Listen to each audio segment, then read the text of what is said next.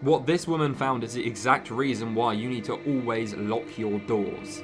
A few years back, a young girl named Emily got a job out of town, so moved into her own place. She took her dog, settled into the new job, and everything was going well. But after a few weeks, when she'd come home from work, she noticed a dog would be sat there, barking, staring down the hallway.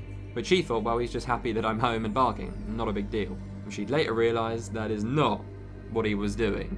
At this is where things started strange for Emily. She'd buy a crate of soda and come home, and one would be missing which she didn't remember drinking, or cans just left open on the side that she didn't really remember, and she thought, I'm just getting a bit forgetful, not that big of a deal.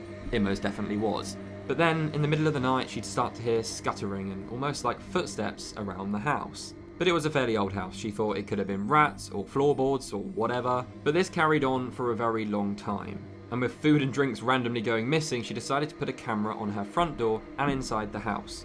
This is when she noticed, in the dead of night, a man standing outside the front of her house. She called her neighbours and said, have you seen this man? And they said, oh yeah, he's been there every night, but he's been going into your house, so we thought he was living with you. When she checked the indoor camera, she saw this.